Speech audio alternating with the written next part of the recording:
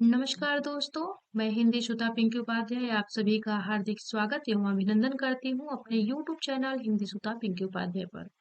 दोस्तों, आज मैं कक्षा 11 की आरोह पुस्तक से सुमित्रा नंदन पंत की बहुत ही प्रसिद्ध कविता है वे आंखें। उस कविता के भावार्थ को स्पष्ट करूंगी और उससे बनने वाले अत्यंत महत्वपूर्ण प्रश्नों को भी देखूंगी। तो दोस्तों, आप मेरे साथ बने रहिए, मेरे चैनल के साथ जुड़े रहिए और इस वीडियो को शेयर भी करते रहिएगा। आपको मैं इस कविता के जितने भी महत्वपूर्ण प्रश्न हैं उसको भी स्पष्ट करती चलूंगी। तो आइए बिना किसी देरी के हम आगे बढ़ते हैं। कविता के लिए चित्र भाषा की आवश्यकता पड़ती है। उसके शब्द सस्वर होने चाहिए, जो बोलते हो सेव की तरह, जिनके रस की मधुर लालिमा भीतर न समा सकने के कारण बाहर झलक पड़े। यह है पल्लव की भूमिका में उन्होंने स्पष्टीकरण दिया है। आगे देखते हैं सुमित्रा नंदन पंत जी को। सुमित्रा नंदन पंत जी की यह वे आंखें जो है बहुत ही प्रसिद्ध रचना है और ये कक्षा 11 की पुस्तक आरोह में लगी हुई है। मूल नाम इनका गोसाई दत्त था। जन्म सन 1900 में कौसानी, जिला अल्मोड़ा, उत्तरांचल में हुआ था। प्रमुख रचनाएं हैं बीड़ा, ग्रंथि, पल्लव, गुंजन, युगवाणी, ग्राम्या, चिदंबरा, उत्तरा, स्वर्ण किरण, कला और बूढ़ा चांद, लोकायतन आदि। ये ध्यान रखिएगा दोस्तों, जो ये पल्लव है, पल्लव को इनका छायावाद का मैनिफेस्टो कहा जाता है। जो पल्लव है इसे छायावाद का मैनिफेस्टो भी कहा जाता है, ये ध्यान रखिएगा। सम्मान क्या मिला है? तो भारतीय ज्ञानपीठ पुरस्कार मिला है, साहित्य अकादमी पुरस्कार, सोवियत लैंड पुरस्कार और पद्म भूषण। आगे देखते हैं हम। मृत्यु इनकी सन 1977 में। छायावाद के महत्वपूर्ण स्तंभ सुमित्रा नंदन पंत प्रकृति के चितेरे कवि हैं। हिंदी के कविता में प्रकृति को पहली बार प्रमुख विषय बनाने का काम पंत ने ही किया। उनकी कविता प्रकृति और मनुष्य के अंतरंग संबंधों का दस्तावेज है। इनकी प्रारंभिक शिक्षा कौसानी के गांव में तथा उच्च शिक्षा बनारस और इलाहाबाद में हुई। युवा अवस्था तक पहुंचते पहुंचते महात्मा गांधी के असहयोग आंदोलन से प्रभावित होकर पढ़ाई बीच में ही छोड़ दी। उसके बाद स्वतंत्र लेखन करते रहे।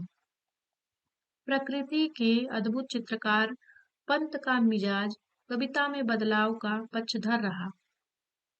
शुरुआती दौर में छायावादी कविताएं लिखी। पल पल परिवर्तित प्रकृति वेश इन्हें जादू की तरह आकृष्ट कर रहा था। बाद में चलकर प्रगतिशील दौर में ताज और वे आंखें जैसी कविताएं भी लिखी। इसके बाद ही अरविंद के मानववाद से प्रभावित होकर मानव तुम सबसे सुंदरतम जैसी पंक्तियां लिखते रहे। उन्होंने नाटक, कहानी, आत्मकथा, उपन्यास और आलोचना के क्षेत्र में भी काम किया है। रूपाभ नामक पत्रिका का संपादन भी किया, जिसमें प्रगतिवादी साहित्य पर विस्तार से विचार विमर्श होता था। पंत जी की भाषा के प्रति बहुत सचेत थे। इनकी पंत जी भाषा के प्रति बहुत सचेत थे। इनकी रचनाओं में प्रकृति की जादूगरी जिस भाषा में अभिव्यक्त हुई है, उसे स्वयं पंत चित्र भाषा, बिंबात्मक भाषा की संज्ञा देते हैं। ब्रज भाषा और खड़ी बोली के विवाद में उन्होंने खड़ी बोली का पक्ष लिया और पल्लव की भूमिका में विस्तार से खड़ी बोली का समर्थन किया। प्रस्तुत कविता वे आंखें पंत जी के प्रगतिशील दौर की कविता है। इसमें विकास के विरोधाभासी अवधारणाओं पर करारा प्रहार किया गया है। युग युग से शोषण के शिकार किसान का जीवन छवि को आहत करता है। छवि किसान का जीवन कवि को आहत करता है ना। तो ये ध्यान रखिएगा कि जो किसान का जीवन है वो कवि को आहत करता है। दुखद बात यह है कि स्वाधीन भारत में भी किसानों को केंद्र में रखकर व्यवस्था ने निर्णायक हस्तक्षेप नहीं किया। कविता ऐसे ही दुष्चक्र में फंसे किसानों के व्यक्तिगत एवं पारिवारिक दुखों की परतों को खोलती है और स्पष्ट रूप से विभाजित समाज की वर्गीय चेतना का खाका प्रस्तुत करती है। जो उनकी वे आंखें रचना है, उसमें जो है किसानों के शोषण को दिखाया गया है, जो बहुत समय से किसानों का शोषण होता चला आ रहा है, उसको दिखाया गया है। आगे आइए दोस्तों, देखते हैं वे आंखें। वे आंखें हम देखते हैं क्या है वे आंखें। तो आप सभी लोग बने रहिएगा हमारे साथ में, हम वे आंखें देखेंगे पंत जी का। बहुत ही प्रसिद्ध रचना है वे आंखें। और इसमें आप इसके भाव को भी देखते चलेंगे, इससे बने हुए महत्वपूर्ण प्रश्नों को भी देखते चलेंगे। अंधकार की गुहा सरीखी उन्हें आंखों से डरता है मन, भरा दूर तक उनमें दारुण दैन्य दुख का नीरव रोदन, दैन्य दुख का नीरव रोदन। अंधकार की गुहा सरीखी उन्हें आंखों से डरता है मन, भरा दूर तक उनमें दारुण दैन्य दुख का नीरव रोदन। वह स्वाधीन किसान रहा, अभिमान भराया खून में इसका, छोड़ उसे मझधार आज संसार कगार सदृश बह खिसका। लहराते वे खेत दृगों में हुआ बेदखल वह अब जिनमें, जिनसे हंसती थी उसके जीवन की हरियाली, जिनके तृण तृण से हरियाली, जिनके तृण तृण से हरियाली, जिनके तृण तृण से। आंखों ही में घूमा करता वह उसकी आंखों का तारा, कारकून की लाठी से जो गया जवानी ही में मारा, गया जवानी ही में मारा, गया जवानी में ही मारा, जवानी ही में मारा। तो ये ध्यान रखिएगा, जो वे आंखें इनकी कविता है, इसको इसके भाव को देख लेते हैं हम।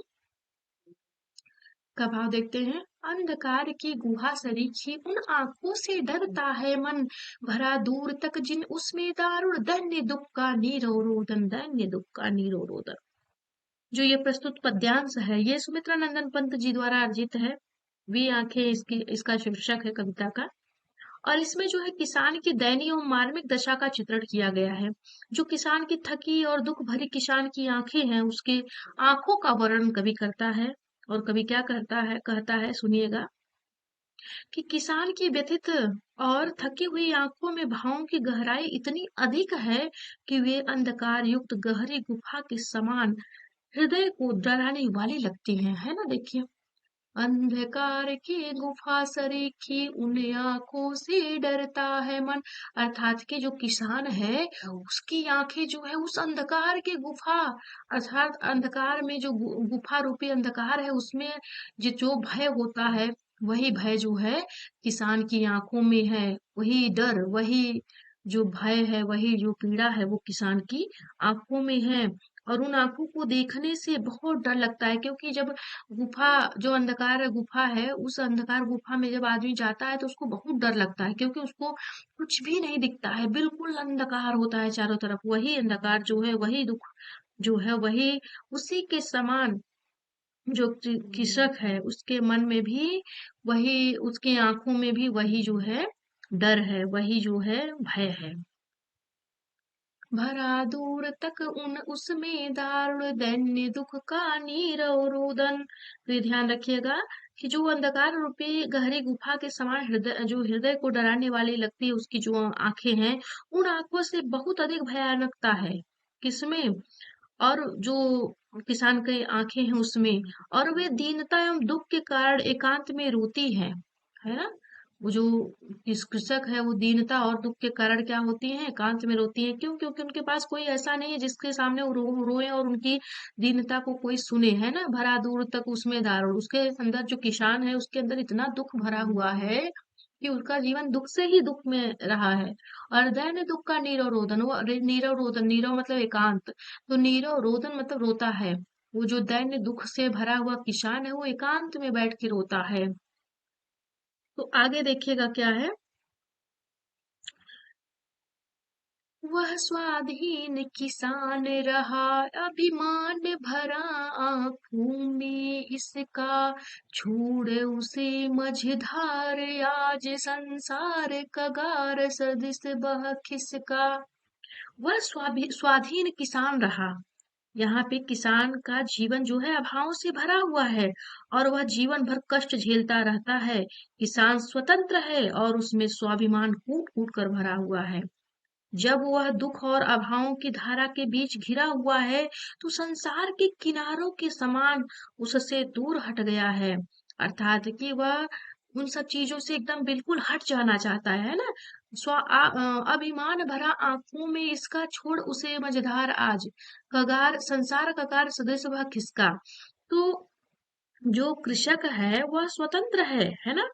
वह जो किसान है वह स्वतंत्र है, उसमें स्वाभिमान फूट फूट कर भरा है। वह जब वह दुख और अभावों की धारा के बीच घिरा हुआ है, तो संसार के किनारों के समान उससे दूर हट गया है। अर्थात अभावग्रस्त किसान की कोई भी मदद करने को तैयार नहीं है। जो किसान है उसकी मदद कोई करने को तैयार नहीं है। जिन खेतों से उसे निकाला गया है, उन खेतों की फसलें आज भी उसकी आंखों के समक्ष लहरा रही हैं। खेत के एक तिनके की हरियाली को देखकर उसका जो जीवन है वो सुखद हो जाता है। तो आगे की पंक्ति में भाव स्पष्ट होगा जो है। अब यहाँ देखिएगा, संसार का गार अर्थात कि उसे कोई मदद देता नहीं है। संसार उससे सदृश अर्थात कि जो लोग हैं, संसार से तात्पर्य लोग हैं, जिन लोगों से वो आशा लगाए हुए है कि उसे कोई सहायता देगा, उनमें से कोई भी ऐसा व्यक्ति नहीं है जो उसको सहायता प्रदान कर सकता है। लहराते वे खेत दृगों में हुआ बेदखल वह, अब जिनसे हंसती थी उनके जीवन की हरियाली, जिनके तृण तृण से। तो ये ध्यान रखिएगा कि वो उसी खेत से, लहराते हुए खेत देखो में, जो किसान है जब उसकी कोई मदद नहीं करता तो उसको जो है वो खेत नजर आते हैं, जिन खेतों में वो काम करता था और जिनकी वजह से, जिस किसान की वजह से वो खेत जो है लहराते थे। हुआ बेदखल, अब जिनसे वो याद करता है कि जब उसके हाथ में वो खेत था, जब वो खेती करता था, तो खेत कितने हरे भरे थे और कितने लहराते हुए थे। और आज जो है वो उन खेतों से दूर हो गया, अर्थात कि इतना अभावग्रस्त हो गया कि उसे अपने खेत से दूर कर दिया गया। अर्थात कि वो कर्ज में डूब गया है, अपने खेतों को रेहन रख दिया है। यहाँ ये भाव समझिएगा। हस्ती थी उसके जीवन की हरियाली, जिनके तृण तृण से। अर्थात कि जो किसान है जब उन खेतों में कार्य करता था, लहरा जब जब वो खेतों में काम करता था और उससे जो उपज होती थी, जो हरियाली होती थी, उनको देख करके वो बहुत प्रसन्न होता था। तो हरियाली को देख कर उसका जो जीवन है वो सुखद हो जाता था। जो कृषक है उसका जो जीवन है वो हरियाली को देखता था, उसका जीवन जो है सुखद हो जाता था। अर्थात जिनके तृण तृण से, उनके तिनके तिनके को देख करके जो है उसका जीवन जो है बहुत ही प्रसन्न हो जाता था। और यहाँ पे ध्यान रखिएगा, हस्ती थी उसके जीवन की, तो जो उसका जीवन है वो अपने खेत की हरियाली को देख करके अत्यंत प्रसन्न हो जाता था। अर्थात तृण से तात्पर्य है तिनका से। आंखों ही में घूमा करता वह उसकी आंखों का तारा। ध्यान रखिएगा, वह किसान बेचारा इतना अभावग्रस्त है, इतना शोषित हो चुका है कि उसका खेत भी उससे चला गया। उसके जीवन में जो खुशहाली आती थी, हरियाली आती थी उसके खेत की वजह से, अपने खेत में उगे हुए तिनके को जब वो देखता था, उसको जो खुशी मिलती थी, वह भी खुशी आज उसकी छिन गई है। आंखों ही में घूमा करता वह उसकी आंखों का तारा, कारकून की लाठी से जो गया जवानी ही में मारा, गया जवानी ही में मारा। तो ये ध्यान रखिएगा, जो उसकी आंखों का तारा था, आंखों ही में घूमा करता। जो किसान का बेटा बहुत प्यारा था, है ना। उस किसान का एक बेटा था जो उसे बहुत प्यारा था, लेकिन जो जमींदार लोग थे, ध्यान दीजिए, कारकुनों की लाठी, अर्थात कारकुनों का तात्पर्य यहाँ जमींदारी से है। जो जमींदार लोग थे, जमींदार के जो नौकर थे, कारकुन मतलब जो जमींदार के नौकर लोग थे, है ना। कारकुन मतलब जो जमींदार के नौकर लोग थे, उनकी लाठी से एक दिन उसको मार दिया गया था। क्यों? क्योंकि वो जो किसान का बेटा था, वो जो है खेतों में, अपने खेतों में जाता था। तो यही कारण था कि वो जबरदस्ती उसके खेतों को तो एक तो जमींदार लोग ले लिए थे, और जब वो अपने खेतों में जाता है तो वहां जो जमींदार के नौकर होते हैं वो उसको लाठी से मार मार के मार डालते हैं। तो इसमें किसान का दुख देखिए, कृषक का। कहता है, आंखों ही में घूमा करता वह उसकी आंखों का तारा, तारे खूनों की लाठी से जो गया जवानी ही में मारा। तो ये ध्यान रखिएगा कि जो आंखों में उसके घूमा करता था, अर्थात उसका आंखों का तारा था, हृदय का प्यारा था, अर्थात उसका जो बेटा था, वह उसके साथ में उसका जीवन बहुत सुखमय था। लेकिन जब एक समय ऐसा आता है कि वो जमींदारों के नौकरों से, कारकुनों का तात्पर्य यहाँ नौकर से है, तो जो जमींदार के नौकर थे, एक समय ऐसा आता है कि उनकी लाठियों को खा खा कर उसका जवान बेटा मर जाता है। इस करुण वेदना को समझिए कि कोई किसान है, उसकी जमीन भी चली जाती है, उसके पास कुछ भी नहीं बचता, उसका अपना एक बेटा रहता है, उसको भी जो है कौन मार डालता है, तो जमींदार के नौकर जो होते हैं वह उसको लाठी लाठी मार देते हैं। मात्र इसलिए मार देते हैं कि वह जो उसका बेटा रहता है वह अपने खेत में जाकर के अपनी हरियाली को देखना चाहता है, सिर्फ इतने के कारण ही। तो यहाँ एक कृषक की वेदना को समझिएगा, इस कविता में जो भाव है उसकी वेदना को समझिएगा। आगे हम आपको स्पष्ट करते हैं कि यहाँ जो कवि ने जो है युग युग से शोषित किसान के दयनीय जीवन का बड़ा ही मार्मिक चित्रण किया है।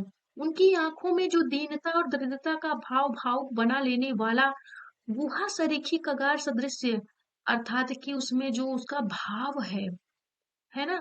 ये ध्यान रखिएगा, यहाँ अलंकार भी देखते चलेंगे हम। जो गुहा सदृश है ना, ध्यान रखिएगा कि देखिए यहाँ है ना, अंधकार की गुहा सरीखी, यहाँ उपमा अलंकार होगा। कौन सा अलंकार होगा? यहाँ पे उपमा अलंकार होगा। यहाँ सदृश है ना, सरीखी सदृश, इन दोनों में क्या होगा? यहाँ दोनों पे ध्यान रखिएगा, इन दोनों में आपको उपमा अलंकार मिलेगा। तो ये ध्यान रखिएगा, यहाँ अलंकार भी हम देखते चलेंगे, क्योंकि अलंकार से हमें स्पष्ट होता चला जाएगा जो हमारा विशेष होगा। तो ये ध्यान रखिएगा कि जो यहाँ है गुहा सरीखी गुहा के समान है ना। और यहाँ देखिएगा, संसार कगा सदृश वह खिसका, तो सदृश वह है ना, समान, सम समता समानता है ना, सम समता समानता, ईव, ये सब शब्द जहां हमें दिख जाए, सम समता समानता सदृश्य है ना, सरीखी, ये सब शब्द जहां दिखे वहां उपमा अलंकार हो जाएगा। ये ध्यान रखिएगा। मैं आपको स्पष्ट करती हूँ यहाँ पे कि जो दरिद्रता और मानविकता का वर्णन मैंने बता ही दिया। गुहा सरीखी और कगार सदृश में कौन सा अलंकार है? तो ये ध्यान रखिए, गुहा सरीखी यहाँ दिख रहा है और संसार कगार सदृश यहाँ दिख रहा है। तो यहाँ पे आप ध्यान रखिएगा, यहाँ उपमा अलंकार हो जाएगा। और आगे देख लेते हैं। दैन्य दुख स्वाधीन किसान संसार कगार, है ना। तो दैन्य, ध्यान रखिएगा, दैन्य दुख का नीरव रोदन है ना। तो दैन्य दुख स्वाधीन किसान और संसार कगार में अनुप्रास अलंकार होगा। पूछिए क्यों? क्योंकि आप देखिएगा यहाँ पे, देखिए शब्दों की स्पष्टीकरण भी अधिक हो रही है ना। तो दैन्य दुख का रुदन है ना, नीरव रोदन। तो दैन्य दुख में कौन सा अलंकार होगा? दैन्य दुख स्वाधीन किसान, तो स्वाधीन किसान और दैन्य दुख, दैन्य दुख और स्वाधीन किसान, इन दोनों में कौन सा अलंकार होगा? तो अनुप्रास अलंकार होगा। ये ध्यान रखिएगा। तृण तृण में पुनरुक्ति प्रकाश अलंकार होगा। तृण तृण है ना, तृण तृण है ना। देखिए यहाँ, जिनके तृण तृण से, तृण तृण में क्या है? तो यहाँ पे आपको पुनरुक्ति प्रकाश अलंकार मिलेगा। कौन सा? पुनरुक्ति प्रकाश। ये आप ध्यान रखिएगा दोस्तों, आपको बहुत अच्छे से समझ में आ जाएगा। मैंने आपको बता दिया कि स्वाधीन किसान में है ना, और दैन्य दुख में, स्वाधीन किसान में और संसार कगार में, इनमें अनुप्रास हो गया। तृण तृण में पुनरुक्ति प्रकाश है। तृण तृण है, दो बार आ गया ना पुनरुक्ति, अर्थात एक ही उक्ति की दो बार उक्ति प्रयोग हुई, तो तृण तृण में कौन सा है? पुनरुक्ति प्रकाश अलंकार है। और आंखों का तारा, यहाँ आंखों का तारा से तात्पर्य समझ लीजिएगा, आंखों का तारा है ना। तो ये ध्यान रखिएगा कि जो यहाँ है आपको दिखेगा आंखों का तारा। आंखों के तारा में क्या है? मुहावरा है ना। लोग मुहावरे का प्रयोग करते हैं ना, मेरे आंखों का तारा हृदय का प्यारा, है ना। तो यहाँ आंखों के तारा में जो है मुहावरे का भावानुकूल प्रयोग किया गया है। और ये ध्यान रखिएगा कि इसमें तत्सम प्रधान शब्दावली के साथ साथ क्षेत्रीय भाषा का भी प्रयोग किया गया है। तत्सम प्रधान जैसे आप त्रिन त्रिन देख रहे हैं ना, ये क्या है, ये तत्सम है, त्रिन त्रिन है ना। बेदखल क्या है, तो तद्भव है ना, क्षेत्रीय शब्द है तो बेदखल। तो ये ध्यान रखिएगा, इसकी विशेषता आपने को मैंने स्पष्ट कर दी। अब आगे के भाव देखते हैं।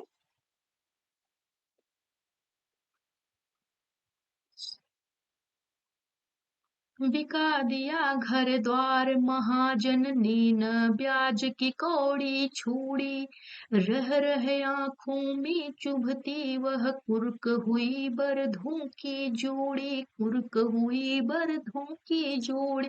बिका दिया घर द्वार महाजननी, न ब्याज की कौड़ी छोड़ी, रह आंखों की चुभती वह, कुर्क हुई बरधों की जोड़ी, कुर्क हुई बरधों की जोड़ी।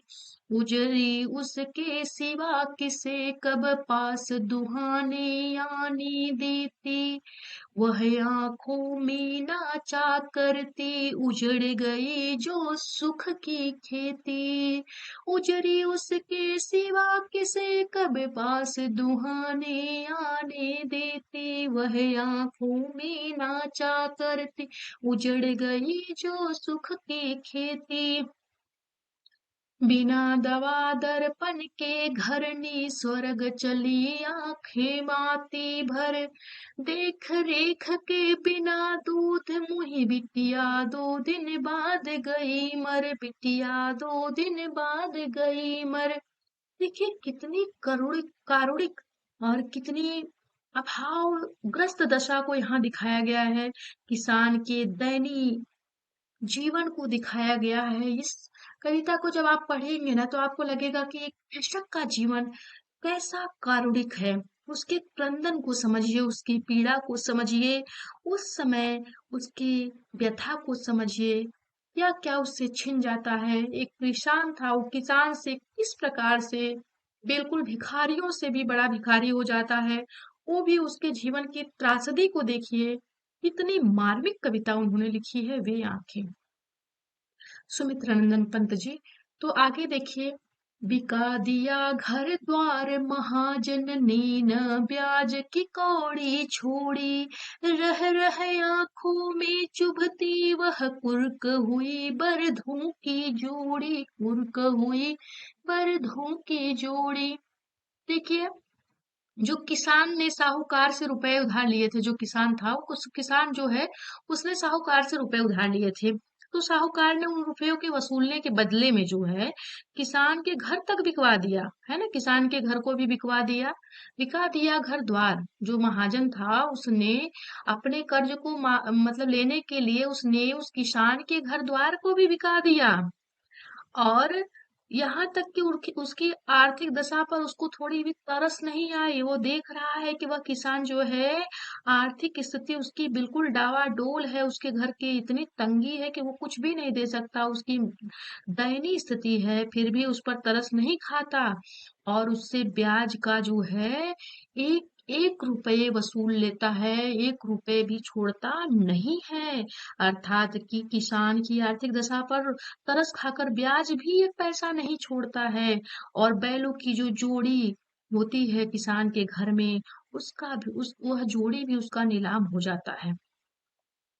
और जो जोड़ी है उसका नीलाम हो जाता है, इसी कारण जो है किसान बहुत दुख पाता है। उसे क्योंकि एक किसान है, किसान को बैलों से बहुत प्यार होता है, क्योंकि उसी बैलों के भरोसे वो अपनी खेती में उपज करते हैं। और अगर वो बैल नहीं होंगे, क्योंकि बैल को आप देखेंगे बहुत सारी कविताओं में बैल महाराज कहा गया है, अर्थात कि बैल के परिश्रम से ही किसानों के घर में उपज होती है।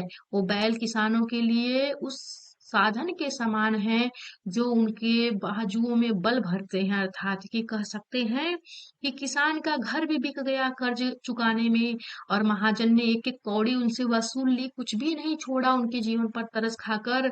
और यह रह रह करके उनकी उसकी आंखों में चुभ रहा है क्या, कुर्क हुई बरधों की जोड़ी। कुर्क का अर्थ होता है यहाँ नीलाम। कुर्की, कुर्की गांव में सुनते होंगे लोग, कुर्की बोलते होंगे। कुर्क हुई बरधों की जोड़ी। इतना सब कुछ होने के बाद भी उसके द्वार पर जो बंधे हुए बैलों की जोड़ी थी उसकी भी नीलामी हो जाती है। और इन सब से उस किसान को बहुत दुख होता है। उस किसान को इतना दुख होता है कि वो अपनी मानसिक पीड़ा को सिर्फ अपने तक ही ले जाता है, उसकी कोई सुनने वाला नहीं है।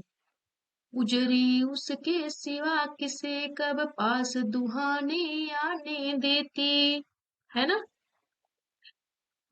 और ये ध्यान रखिएगा, उसकी गाय, जो गाय थी, है ना, उसकी गाय जो थी, वह भी उसकी गाय चली जाती थी। और वो गाय जो थी इतनी उसकी मतलब अपने मालिक को इतना मानती थी, अर्थात कि किसान को इतना मानती थी कि वो अपने दूध को पास दुहाने आने देती। अर्थात कि जो उजरी उसकी गाय थी, है ना, उजरी मतलब जो सफेद, सफेद उसकी जो गाय थी, एक सफेद उसके घर पे गाय थी, वह गाय जो है वह मतलब अपना दूध सिर्फ उसी से दुहाने देती थी जो किसान था, बाकी वो किसी से अपने दूध को दुहाने नहीं देती थी। तो वो कहता है कि उसकी गाय भी उसके सिवाय और किसी को अपना दूध दुहने नहीं देती थी। जो किसान है वो कहता है कि उसकी जो गाय है, उजरी जो गाय है, वह उसको अपने सिवा किसी से दूध दुहाने नहीं देती थी। वह आंखों में नाचा करते, उजड़ गए जो सुख की खेती। तो कहते हैं कि दुहने नहीं देती थी। हरियाली जो है, हरियाली से युक्त जो उसकी खेती लहलहाती थी, लहराती थी, जो उसे सुख प्रदान करती थी, आज वह उजड़ गई है। सुख के दिन समाप्त हो गए हैं उसकी आंखों से, इसलिए भी आंसू बहने लगते हैं कि उसकी जो सुख के दिन है, उसके जो जीवन की संपन्नता है, सब समाप्त हो गई है। और उसकी आंखों में और पीड़ा आ जाती है तब, जब बिना दवा दर्पण के घरनी स्वर्ग चली आंखें आती भर। उसकी जो पत्नी है, जो कृषक की पत्नी है, घर में अभावग्रस्त अवस्था होने के कारण उसकी पत्नी की दवाई नहीं हो पाती है। और उसकी पत्नी देखभाल के अभाव में मर गई थी। इसका इतना ही नहीं, माँ का दूध पीने वाली छोटी जो बेटी है, वो भी बिना देखभाल के 2 दिन बाद भी मर जाती है। देखिए यहाँ पे एकदम मतलब आप पंक्तियों को पढ़ते जाएंगे तो आपको सारे भाव स्पष्ट हो जाएंगे। बिना दवा दर्पण के घरनी स्वर्ग चली आंखें बातें भर, देख रेख के बिना दूध मुहि बिटिया 2 दिन बाद गई मर। जो उसकी हरनी रहती है, वो बिना दवा दारू के ही, बिना दवा दर्पण के ही वो मर जाती है, मृत्यु को मतलब प्राप्त हो जाती है और स्वर्ग चली जाती है। तो उसकी किसान की आंखें ये सोच सोच के याद आती है, उसको वो रोने लगता है। और देख रेख के बिना दूध मुही, उसके घर में एक जो छोटी सी बिटिया रहती है, वह जब उसकी पत्नी मर जाती है तो उसको देखने और उसको उसकी सेवा देखभाल करने वाला कोई नहीं होता। उसके देख रेख के अभाव में जो है उसकी बिटिया भी 2 दिन बाद मर जाती है, जब उसकी पत्नी मर गई थी। तो आगे देखिए, सोचिए कितनी कारुणिक कथा है कि किसान का बेटा, नौजवान बेटा मर जाता है, पत्नी बिना दवा के मर जाती है, और दूध मुही बच्ची रहती है जो 2 दिन बाद, पत्नी के मरने के 2 दिन बाद वो भी मर जाती है। मतलब इसको पढ़ने के बाद जैसे आपके अंतरात्मा में एक ऐसे भाव झंकृत होंगे ना कि आपको दृश्य स्पष्ट दिखाई देगा। सिर्फ आप इस कविताओं को बड़े भाव से पढ़िए, देखिए आपको स्पष्ट हो जाएगा। तो आप देखेंगे इसमें जो है उसकी जो मर जाती है, तो इसके भाव को भी समझ लेते हैं जो हमने पीछे पढ़े थे, इसमें क्या विशेषता है इसको भी देख लीजिएगा। जो किसान है उसकी स्थिति एकदम खराब हो जाती है, उसका उसकी पत्नी भी मर जाती है, उसके बैल भी चले जाते हैं, घर में कोई सुख समृद्धि है नहीं, वो अभावग्रस्त बैठा हुआ है। उसके जीवन की त्रासदी बहुत ही विकट है। ये जो पंक्तियां हैं इसमें जो है शोषक वर्ग की स्वार्थपरक भावना और निर्दयता पर कटाक्ष किया गया है। आर्थिक तंगी के कारण जो है किसान दुखद जीवन जीने के लिए विवश है। जो आर्थिक तंगी है उसके कारण जो है किसान जो है अपने जीवन को कष्टमय जीने के कारण विवश है। और देखिएगा, ध्यान रखिएगा कि इसमें कहाँ कहाँ कौन कौन सा अलंकार है ये देख लीजिएगा। कौड़ी कौड़ी किसे किसे कब दवा दर्पण 2 दिन, है ना। तो देखिएगा, देखिए कौड़ी कौड़ी है ना, कौड़ी कौड़ी, है ना। और ध्यान रखिएगा, किसे कब, कौड़ी कौड़ी किसे कब। दवा दर्पण 2 दिन में अनुप्रास अलंकार है। दवा दर्पण है ना, दवा दर्पण, एक के बाद दूसरा द आया ना, किस, क के बाद क द है ना। और 2 दिन, 2 दिन, 2 दिन बाद देखिए, 2 दिन द है ना, लगातार लगातार आया। तो ध्यान रखिएगा, यहाँ 2 दिन में अलंकार है अनुप्रास, है ना। यहाँ अनुप्रास अलंकार है। ध्यान रखिएगा, द 2 दिन है ना, तो द अर्थात कि अनुप्रास एक वर्ड ही बार बार आया, वहां अनुप्रास अलंकार होता है ना, तो द आया है ना। तो द आने से अनुप्रास अलंकार यहाँ हो गया। क है तो किसे कब है, तो क में भी अनुप्रास अलंकार है। और ध्यान रखिएगा, और कौड़ी कौड़ी क है, तो यहाँ भी अनुप्रास अलंकार है। ध्यान रखिएगा, आपको ये बहुत ही स्पष्टता से मैं स्पष्ट कर रही हूँ, बिल्कुल सहज भाव से। और ध्यान रखिएगा, इसमें रह रह में पुनरुक्ति प्रकाश अलंकार है ना। जो रह है, वहां कौन सा है, तो रह मतलब दोनों शब्द जो कि एक शब्द के बाद दूसरा वही शब्द आया, तो पुनरुक्ति अर्थात एक ही उक्ति को दूसरी बार प्रकट किया गया, तो रह रह में कौन सा है, पुनरुक्ति प्रकाश अलंकार है।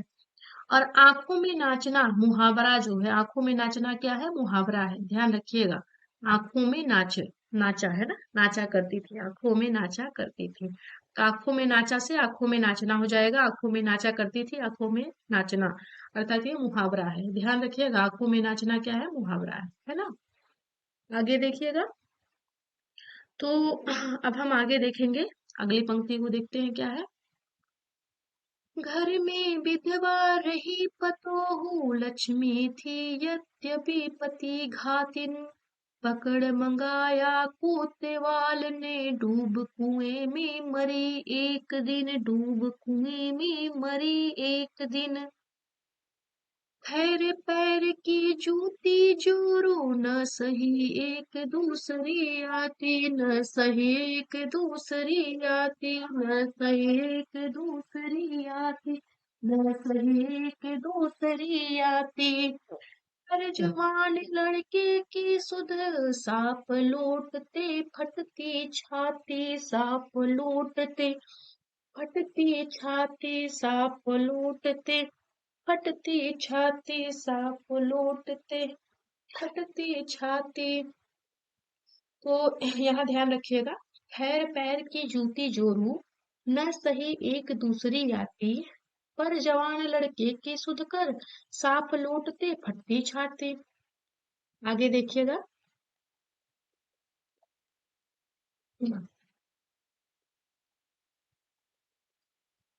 पिछले सुख की स्मृति आंखों में क्षण भर एक चमक है लाती, तुरत शून्य में गड़ वह चितवन, तीखी नोक सदृश बन जाती, तीखी नोक सदृश बन जाती, तीखी नोक सदृश बन जाती।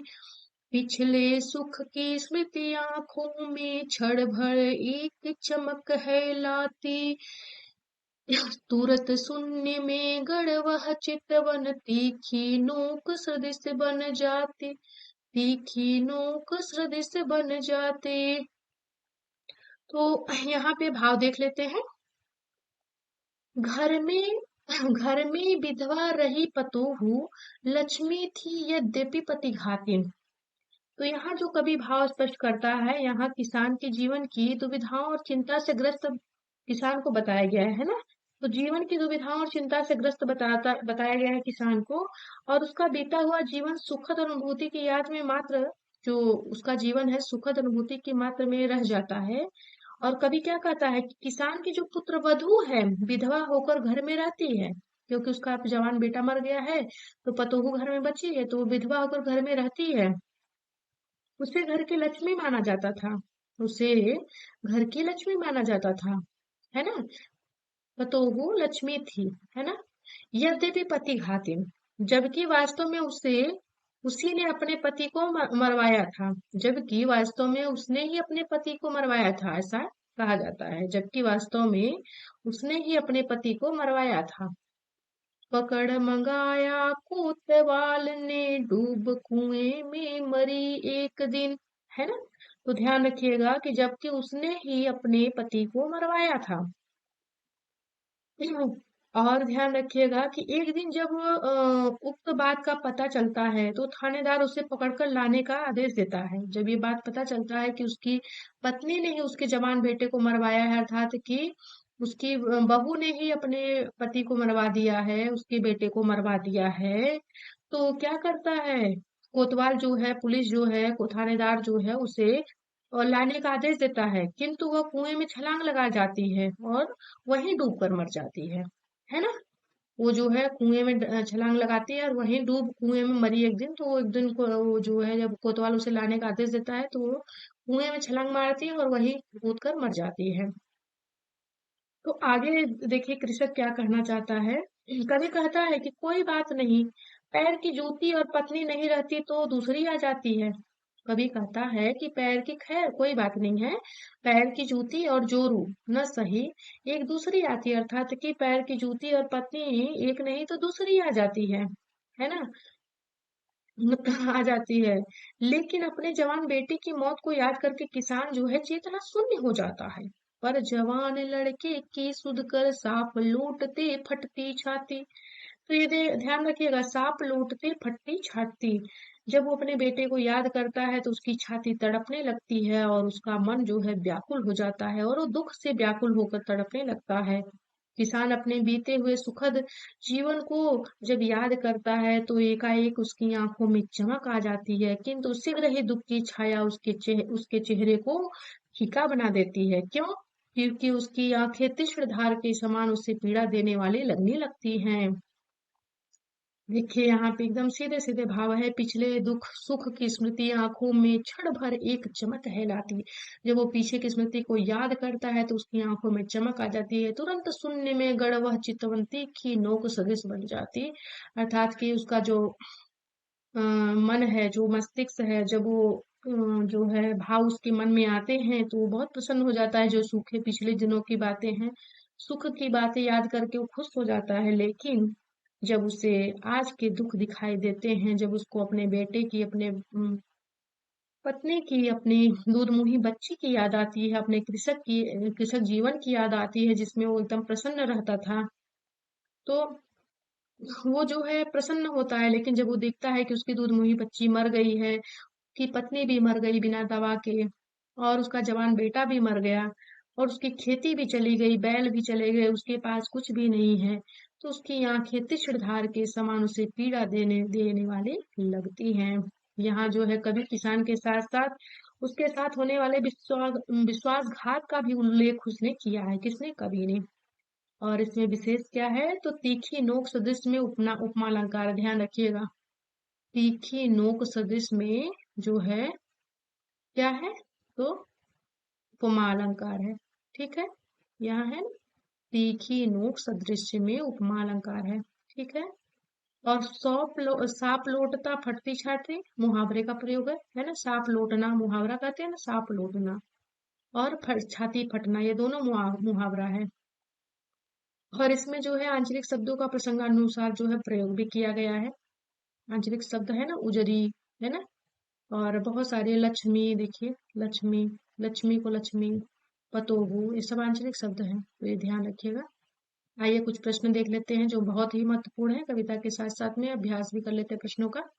अंधकार की गुहा सरीखी उन आंखों से डरता है मन, है ना। तो आमतौर पर हम डरे उनकी हमें डर किन बातों से लगता है? उन आंखों से जिनकी ओर संकेत किया गया है। अब देखिएगा, ध्यान दीजिएगा, यहाँ पे जो उत्तर है उसमें उत्तर को ध्यान दीजिएगा कि आमतौर पर किन बातों से मन डरता है। उन उन आंखों से जिनकी ओर संकेत किया गया है ना। तो आमतौर पर हमें दुख क्रोध निर्दयता से डर लगता है। आमतौर पर हमें दुख क्रोध निर्दयता से डर लगता है, तो ये ध्यान रखिएगा। कभी देखिएगा दूसरा क्या है, उन आंखों से जिनकी ओर संकेत किया गया है, कवि को उन आंखों से डर क्यों लगता है? तो ये सब जो है प्रश्न आपको दिखेंगे, तो ध्यान रखिएगा कि आमतौर पर हमें उन दुख क्रोध निर्दयता से डर लगता है। किसान की दुख भरी आंखों की ओर संकेत करता है। देखिए यहाँ पे है ना, उन आंखों से किसकी ओर संकेत करता है, तो किसान की उन दुख भरी आंखों में संकेत करता है। कवि को उन आंखों से डर क्यों लगता है, तो कवि को उन आंखों से डर इसलिए लगता है क्योंकि उनमें दीनता और दुख का करुण रोदन भरा हुआ है ना। कवि उन आंखों से इसलिए डरता है क्योंकि उनमें दीनता करुणा का रोदन भरा है, करुण का रोदन भरा हुआ है ना। कृषक की पीड़ा भरी हुई है। और आगे देखते हैं। डरते हुए भी कवि ने उस किसान की आंखों को पीड़ा का वर्णन क्यों किया है, तो ध्यान रखिएगा। डरते हुए भी कवि ने उस किसान की आंखों की पीड़ा का वर्णन क्यों किया है, क्योंकि किसान सदा स्वतंत्र रहा है और उसकी आंखों में अभिमान भरा है ना। किसान सदैव स्वतंत्र रहा है, उसकी आंखों में अभिमान भरा है, इसलिए कवि जो है डरते हुए भी कवि के उस किसान की आंखों की पीड़ा का वर्णन करता है। अब ध्यान रखिएगा, आगे देखते हैं। यदि कभी इन आंखों में से से नहीं डरता, क्या नहीं, पुनः देखते हैं। यदि कभी इन आंखों से नहीं डरता, क्या तब भी वह कविता लिखता। यदि यहाँ कहा गया है कि यदि कभी इन आंखों से नहीं डरता तो क्या तब भी कविता लिखता। तो ये ध्यान रखिएगा, कभी कविता को लिखता, परंतु जो भाव अब है शायद वह भाव अभी नहीं आते। इसका उत्तर ये मिलेगा आपको। आगे देखिएगा, यदि कविता में किसान की पीड़ा के लिए किन्हें जिम्मेदार सब मतलब बताया गया है, तो किसान की पीड़ा के जिम्मेदार कौन है, तो जमींदार है, जमींदार के लोग हैं, महाजन, ये सब जो हैं किसान की पीड़ा के कारण हैं। और अगले देखिएगा, पिछले सुख की स्मृति आंखों में क्षण भर एक चमक फैलाती है। इसमें किसान किन पिछले सुखों को याद करता है, तो यहाँ उसके जो जीवन में खुशहाली है, उसका सुखद जो जीवन है उसको संकेत में लिया गया है। और खेतों में लहलहाती फसलों को देखकर उसका जो जीवन सुख आनंद को प्राप्त करता था, उसको यहाँ पे मतलब पूर्णता दिखाई गई है। ठीक है, आगे देखते हैं। उजरी उसके सिवा किसे को पास दुहाने आने देती है, तो मैंने बता दिया था ना, उसकी एक गाय, उजरी गाय थी, जो उसके सिवा किसी को भी अपने पास आने नहीं देती थी। और उस बस वही किसान ही उसके दूध को लगा मतलब किसान से ही अपने दूध को लगवाती थी और किसी से दूध नहीं लगवाती थी। घर में विधवा रही पतोहू, आशय देखिए यहाँ क्या है, तो घर में विधवा रही पतोहू। यहाँ पे ये ध्यान रखिएगा कि घर में विधवा रही पतोहू लक्ष्मी थी, यद्यपि पति घातिन। यहाँ पे जो भाव था देखिएगा कि उजरी उसके सिवा, इसमें ये भी भाव था कि जो उसकी गाय थी, जो कि उसकी बहुत प्रिय थी, उसको भी उस किसान की अपनी अभावग्रस्त स्थिति के कारण उसे उसको बेचना पड़ता है।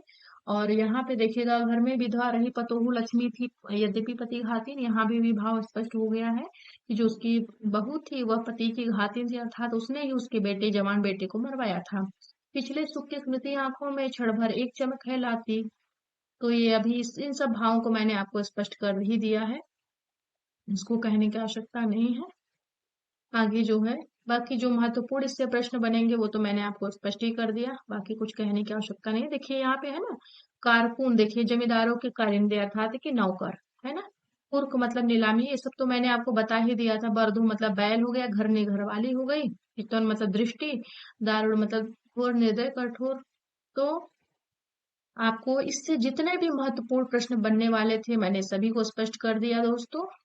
और आप मेरे साथ ऐसे ही प्रतिदिन बने रहिए। आपको पूरे एनसीईआरटी की 6 से लेके 12वीं तक की पुस्तक का सुंदर विश्लेषण करके और उससे बने महत्वपूर्ण प्रश्नों को मैं आपको स्पष्ट करती रहूंगी। इसी के साथ धन्यवाद, नमस्कार मित्रों। अगले वीडियो में पुनः मिलेंगे नए पाठ